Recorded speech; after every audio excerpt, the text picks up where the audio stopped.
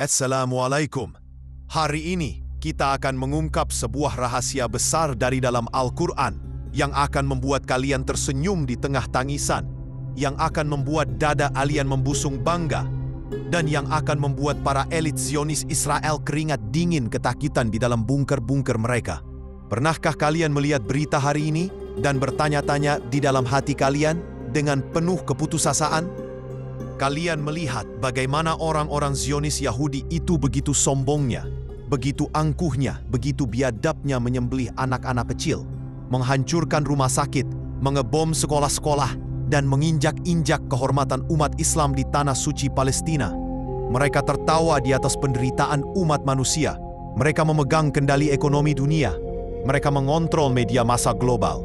Mereka memiliki senjata nuklir, jet tempur paling canggih, dan dilindungi oleh negara-negara adidaya.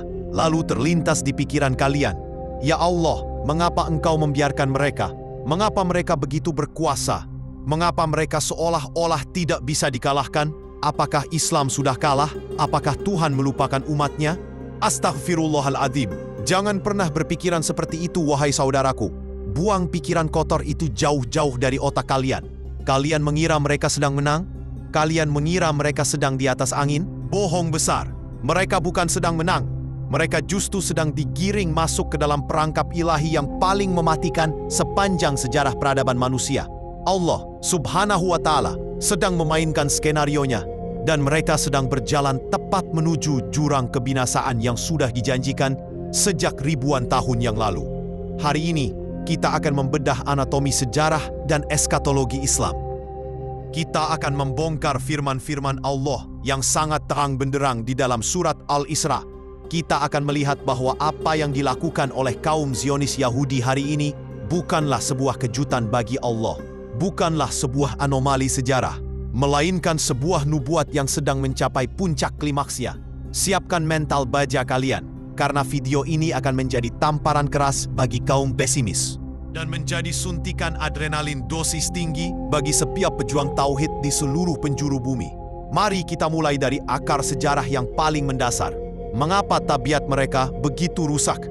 Mengapa Bani Israel ini selalu menjadi sumber kekacauan di muka bumi? Jawaban ini sudah direkam oleh Allah di dalam Al-Quran jauh sebelum negara palsu Israel itu didirikan pada tahun 1948. Buka Al-Quran kalian. Buka surat Al-Isra ayat keempat. Bacakan dengan suara lantang agar alam semesta mendengarnya. Allah berfirman dengan sangat tegas, dan kami tetapkan terhadap Bani Israel dalam kitab itu, sesungguhnya kamu pasti akan berbuat kerusakan di muka bumi ini 2 kali, dan pasti kamu akan menyombongkan diri dengan kesombongan yang besar. Allah Akbar. Dengar itu baik-baik. Berbuat kerusakan 2 kali dan menyombongkan diri dengan kesombongan yang besar. Inilah cetak biru karakter mereka.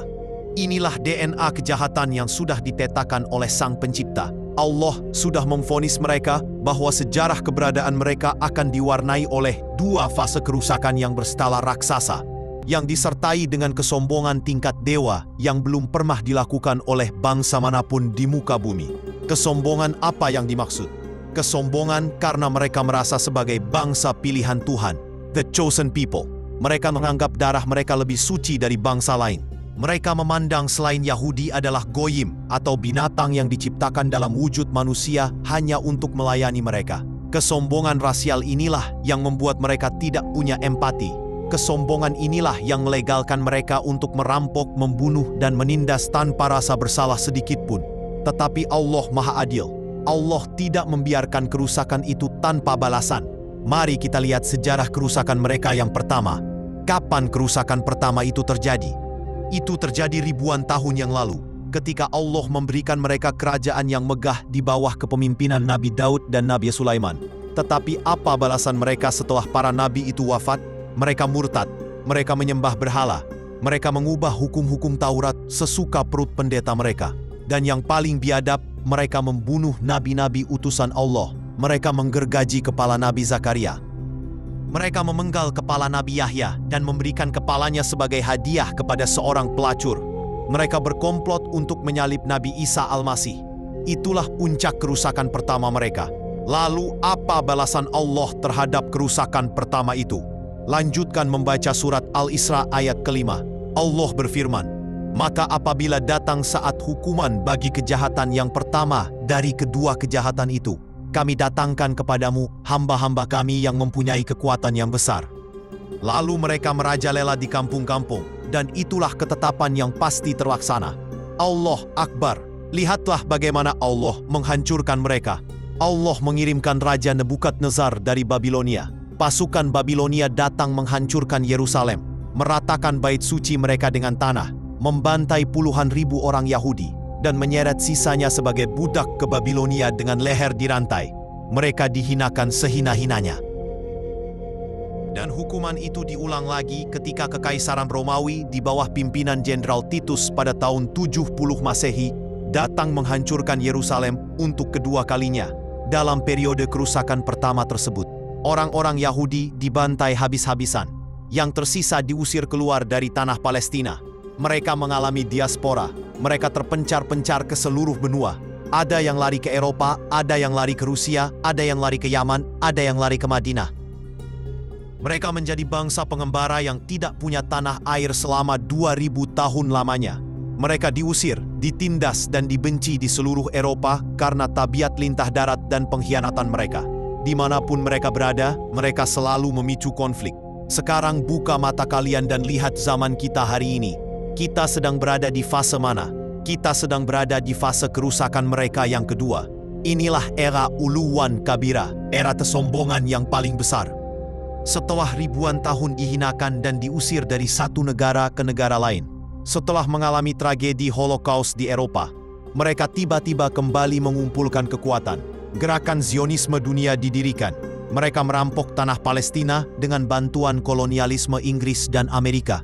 Mereka mendirikan negara haram Israel.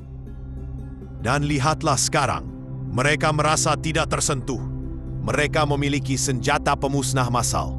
Mereka memiliki sistem pertahanan udara Iron Dome. Mereka menguasai perbankan internasional. Lobi mereka mencengkeram parlemen negara-negara adidaya. Presiden Amerika pun harus menunduk dan memakai peci kecil mereka saat berkunjung ke tembok ratapan. PBB dibuat tidak berdaya. Resolusi internasional hanya menjadi kertas toilet bagi mereka. Mereka dengan sombongnya memutus aliran listrik, memutus air, memutus makanan untuk jutaan umat Islam di Gaza. Mereka menembak mati wartawan. Mereka menembak mati balita di dalam inkubator. Mereka berjoget kegirangan melihat masjid-masjid runtuh di bom. Apakah ini kemenangan mereka? Apakah ini kehebatan mereka? Bohong. Baca kelanjutan firman Allah. Ini adalah istidraj. Ini adalah jebakan Batman dari pencipta alam semesta. Allah sengaja memberikan mereka kemenangan sementara. Allah sengaja memberikan mereka kekayaan dan senjata. Untuk apa? Untuk mengangkat mereka setinggi-tingginya. Agar ketika Allah membanting mereka ke bawah nanti, kehancuran mereka akan sangat mengerikan dan disaksikan oleh seluruh penduduk bumi dan langit. Perhatikan surat Al-Isra ayat ke-6. Allah berfirman, "Kemudian kami berikan kepadamu giliran untuk mengalahkan mereka kembali, dan kami membantumu dengan harta kekayaan dan anak-anak, dan kami jadikan kamu kelompok yang lebih besar." Ayat ini sedang terjadi hari ini. Mereka kembali mengalahkan bangsa Ahab pada perang tahun 6 hari dan seterusnya. Mereka diberi harta kekayaan global, dan mereka mendapat dukungan dari negara-negara sekutu yang menjadikan mereka kelompok kekuatan yang sangat besar. Semuanya sesuai dengan skenario Al-Quran. Tidak ada satupun yang meleset dari perhitungan Allah. Tapi tunggu dulu wahai umat Islam. Jangan putus asa dulu. Baca ayat selanjutnya. Ayat yang menjadi kunci jawaban mengapa mereka dikumpulkan di Palestina hari ini. Inilah rahasia eskatologi yang paling mencengangkan. Inilah ayat yang membuat para ulama akhir zaman menangis haru melihat kejeniusan strategi ilahi. Buka surat Al-Isra ayat 104. Bacakan dengan getaran iman di dada kalian. Allah berfirman, "Dan kami berfirman sesudah itu kepada Bani Israel, diamlah di negeri ini, tetapi apabila datang masa berbangkit, janji yang terakhir, niscaya kami datangkan kamu dalam keadaan bercampur baur, terkumpul dari berbagai golongan." Allah Akbar, Allah Akbar, Allah Akbar. Perhatikan kalimat lafifah, bercampur baur dikumpulkan dari segala penjuru. Selama 2000 tahun, Orang-orang Yahudi itu tersebar di seluruh dunia. Ada Yahudi Ashkenazi di Eropa dan Rusia. Ada Yahudi Sephardik di Spanyol. Ada Yahudi Mizrahi di Timur Tengah. Ada Yahudi Falasha di Ethiopia. Mereka terpisah-pisah, berbicara dengan bahasa yang berbeda, hidup dalam budaya yang berbeda. Jika umat Islam harus menghancurkan kesaliman mereka pada akhir zaman, bagaimana caranya? Apakah umat Islam harus keliling dunia berburu mereka satu persatu ke Polandia, ke Rusia, ke Amerika, ke Argentina? Itu sangat melelahkan dan sangat mustahil. Maka apa strategi Allah yang maha cerdas? Allah menciptakan ideologi Zionisme. Allah menanamkan ilusi di kepala mereka bahwa mereka harus pulang ke tanah yang dijanjikan. Mereka mengira dengan berkumpul di Palestina, mereka sedang membangun kerajaan abadi. Mereka mengira mereka akan menyambut kedatangan Sang Mesias yang akan menaklukkan dunia untuk mereka. Tertipu oleh hawa nafsu mereka sendiri. Faktanya adalah Allah sedang mengumpulkan mereka di satu tempat, di satu titik koordinat, di atas satu tanah lapang untuk memudahkan umat Islam menghabisi kesombongan mereka secara massal dan sekaligus di akhir zaman. Ibarat seorang pemburu yang tidak perlu repot-repot mengejar tikus-tikus yang bersembunyi di seluruh penjuru hutan. Pemburu itu cukup meletakkan sepotong keju raksasa di tengah lapangan dan membiarkan tikus-tikus itu datang berkumpul dengan sendirinya dari seluruh penjuru hutan. Setelah semua tikus itu terkumpul di satu titik dan sibuk memakan keju dengan sombongnya, barulah sang pemburu menjatuhkan jaring perangkap raksasa untuk membinasakan mereka semua sekaligus. Itu dia, Palestina adalah keju raksasa itu, dan Zionisme adalah alat pengumpulnya. Mereka datang dari Brooklyn, mereka datang dari Moskow, mereka datang dari Paris. Mereka berbondong-bondong, naik pesawat terbang, pindah ke Tel Aviv dan Yerusalem. Mereka pikir mereka sedang menuju kejayaan, padahal mereka sedang berjalan masuk ke dalam lubang kuburan mereka sendiri. Inilah janji Allah, wa'dul akhirah, janji yang terakhir. Ketika janji terakhir itu datang, ketika mereka sedang berada di puncak kesombongan, ketika mereka mengira tidak ada satupun kekuatan di bumi yang bisa mengalahkan mereka, maka Allah akan mendatangkan pasukannya. Siapa pasukan itu? Bagaimana cara Allah menghancurkan mereka kelak? Mari kita buka catatan hadis-hadis syahih tentang akhir zaman. Ini bukan dongeng fiksi ilmiah. Ini adalah sabda dari lisan manusia yang tidak pernah berbohong, baginda Nabi Muhammad SAW. Nabi kita bersabda dengan sangat mengerikan bagi kaum Yahudi Zionis. Kiamat tidak akan terjadi sehingga kaum muslimin memerangi kaum Yahudi, lalu kaum muslimin akan membunuh mereka. Sampai-sampai orang Yahudi bersembunyi di balik batu dan pohon. Lalu batu dan pohon itu akan memanggil, "Wahai Muslim, wahai hamba Allah, ini orang Yahudi ada di belakangku. Kemarilah dan bunuh dia. Kecuali pohon Garkat, karena sesungguhnya ia adalah pohon Yahudi." Hadis riwayat Muslim. Allahu Akbar, dengarkan nubuat ini wahai dunia. Hari itu akan tiba, hari di mana tidak akan ada lagi resolusi PBB yang bisa menyelamatkan mereka. Tidak akan ada lagi hak veto Amerika yang bisa melindungi mereka. Tidak akan ada lagi sistem pertahanan rudal yang bisa menangkis kemurkaan alam semesta. Pada hari pertempuran pamungkas itu, alam semesta akan berpihak kepada umat tauhid. Alam semesta muak dengan kesombongan dan darah tak berdosa yang telah ditumpahkan oleh kaum Zionis.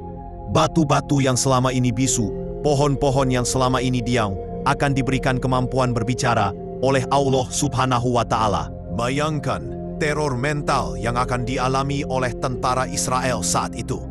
Mereka yang selama ini bersembunyi di balik tang lapis baja-baja Merkava. Mereka yang selama ini menembak dari balik tembok beton yang tebal akan mendapati bahwa tempat persembunyian mereka sendiri mengkhianati mereka. Alam sendiri akan meneriakkan koordinat persembunyian mereka kepada para pejuang Islam. Setiap batu akan berteriak, "Ya Muslim, sini, pengecut ini sembunyi di bawahku." Setiap pohon zaitun akan berteriak, "Ya hamba Allah, sini, pembunuh bayi Gaza ini bersembunyi di belakang batangku." Tidak ada tempat lari, tidak ada tempat sembunyi, kecuali di balik pohon Garkat. Dan tahukah kalian, apa fakta yang paling menampar akal sehat hari ini? Orang-orang Yahudi di Israel hari ini menghabiskan jutaan dolar untuk menanam pohon Garkat secara masif di seluruh penjuru negara mereka. Mereka menanamnya di taman-taman, di pinggir jalan, di sekitar pemukiman mereka. Apa artinya ini?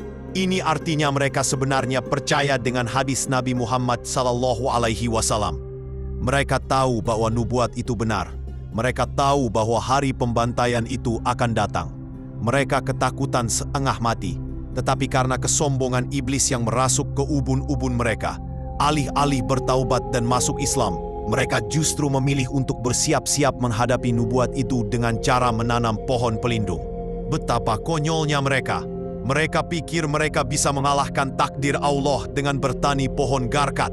Ini membuktikan keputusasaan spiritual mereka. Mereka tahu waktu mereka sudah habis. Tetapi saudaraku, kisah ini belum mencapai puncaknya.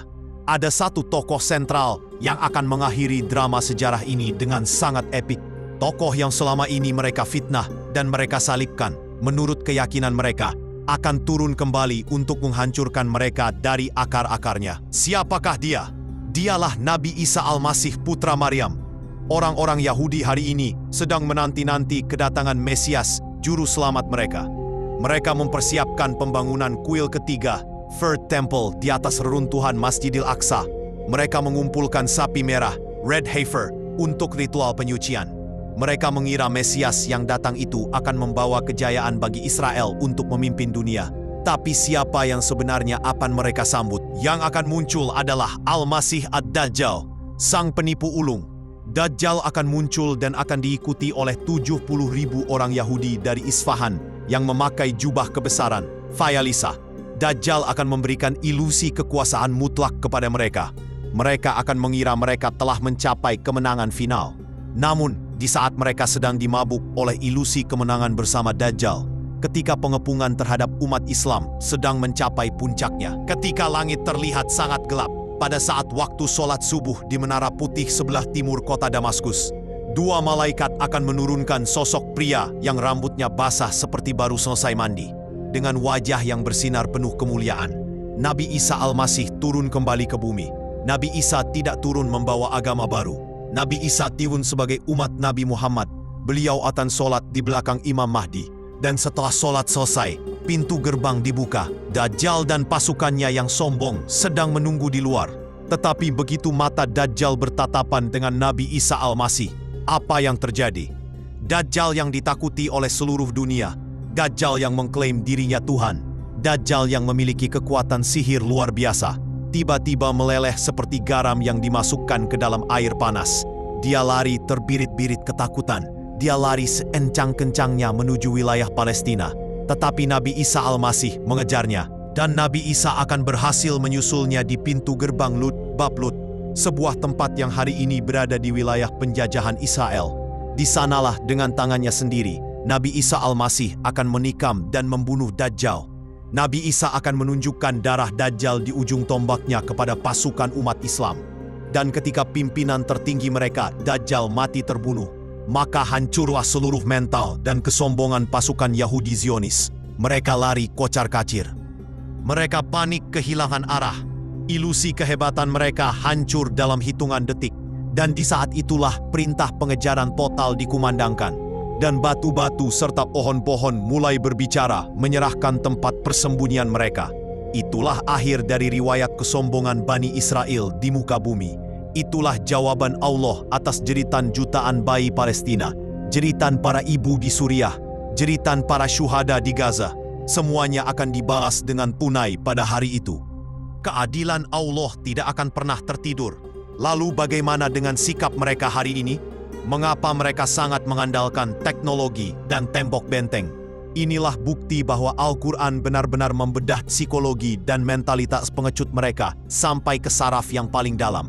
Kalian melihat tentara IDF, Israel Defense Forces, pamer senjata canggih di TikTok. Mereka menari-nari dengan seragam tempur lengkap. Tetapi tahukah kalian bagaimana mental asli mereka ketika berhadapan satu lawan satu di medan tempur darat? Mereka adalah pasukan paling pengecut di atas muka bumi ini. Buka surat Al-Hasyr ayat ke-14.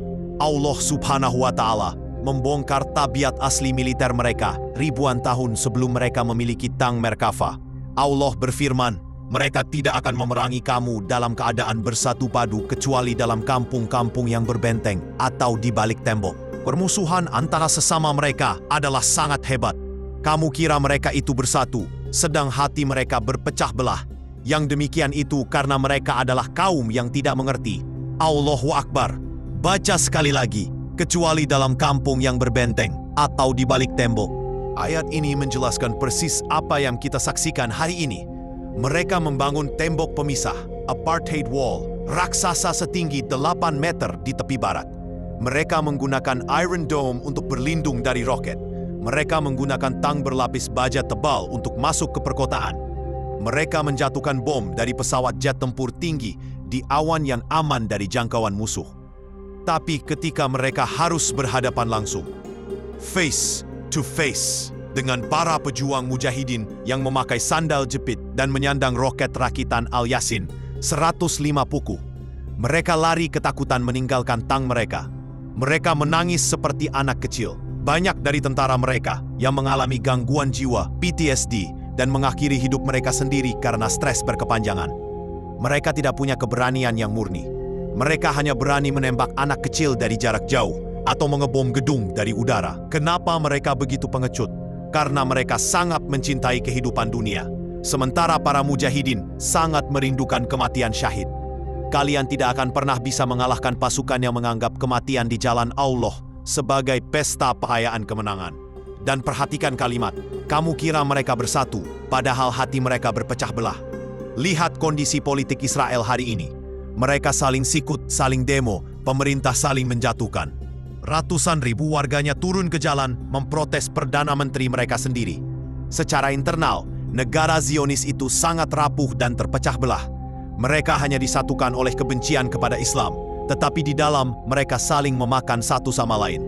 Ini adalah penyakit kronis yang ditimpakan Allah kepada mereka.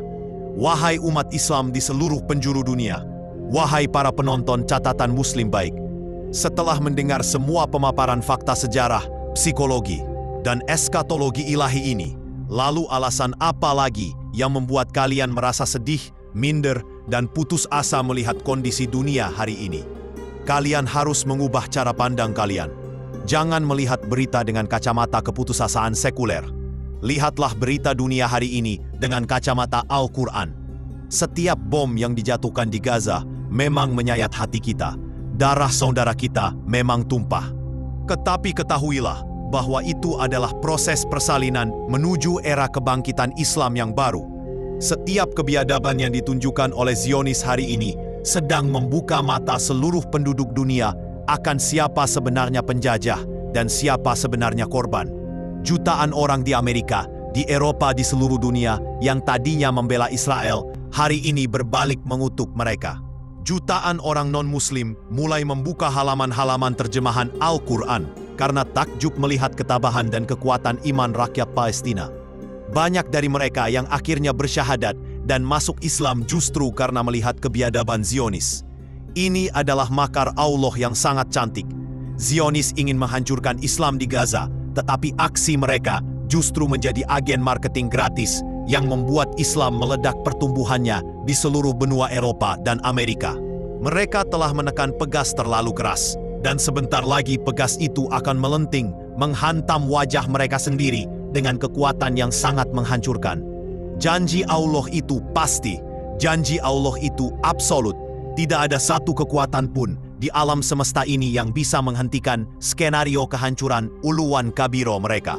Allah sudah berjanji dalam penutup ayat ke-7 surat Al-Isra, dan apabila datang saat hukuman bagi kejahatan yang kedua, kami datangkan hamba-hamba kami untuk menyuramkan muka-muka kamu dan mereka masuk ke dalam masjid, Masjidil Aqsa, sebagaimana musuh-musuhmu memasukinya pada kali pertama, dan untuk membinasakan sehancur-hancurnya apa saja yang mereka kuasai.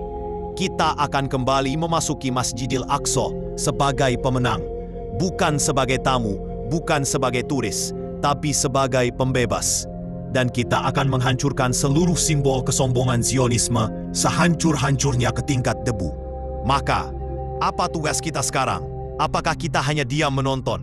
Tidak, tugas kita adalah mempersiapkan barisan, mempersiapkan iman, memboikot produk-produk yang mengalirkan peluru ke dada saudara kita, mendidik anak-anak kita dengan tauhid yang kokoh dan keberanian mental baja, menjadikan rumah-rumah kita sebagai madrasah pencetak generasi pembebas Al-Aqsa. Dan yang paling penting di era digital ini, tugas kita adalah berjihad melalui media sosial. Kita harus terus membongkar narasi busuk mereka. Kita harus menyebarkan kebenaran tanpa henti. Kita harus menjadi pasukan siber yang mengimbangi miliaran dolar uang propaganda yang mereka keluarkan. Kita tidak boleh diam. Kebisuan kita adalah bentuk pengkhianatan terhadap darah para syuhada. Saya perintahkan kalian semua untuk mengambil video ini, mengambil pesan ini, dan meledakkannya di seluruh platform digital kalian detik ini juga. Jangan simpan amunisi ini sendirian. Jangan biarkan orang-orang Islam di sekitar kalian merasa putus asa dan kalah mental. Viralkan ke semua grup WhatsApp keluarga dan kerja. Bagikan linknya di beranda Facebook. Potong kalimat-kalimat yang paling membakar semangat dan sebarkan di TikTok, Instagram Reels, dan Twitter X. Biarkan algoritma internet dipenuhi dengan gelombang narasi janji Allah yang tak terbantahkan ini. Hajar tombol suka dengan sekuat tenaga jari-jari kalian agar video ini menjadi trending dan menampar wajah para pendukung Zionis di kolom pencarian. Penuhi kolom komentar di bawah ini dengan gemuruh takbir dan sumpah setia untuk tidak pernah melupakan Palestina. Tuliskan dengan huruf kapital, Alhamdulillah, kami yakin dengan janji Allah, kehancuran Zionis sudah dekat. Palestina akan merdeka. La ilaha illallah. Mari kita jadikan kolom komentar ini sebagai deklarasi kemenangan psikologis umat Islam atas propaganda keputusasaan musuh. Dan pastikan kalian sudah menekan tombol berlangganan, subscribe ke channel Catatan Muslim Baik ini, dan membunyikan lonceng notifikasinya. Karena perang narasi ini akan semakin brutal ke depannya, dan kita akan terus menjadi meriam artileri terdepan yang menembakkan peluru-peluru fakta dan kebenaran untuk menghancurkan benteng kebohongan mereka. Tetaplah kritis, tetaplah optimis, perkuat ibadah kalian, dan bersiaplah menyongsong fajar kemenangan Islam yang sudah menyingsing di ufuk timur.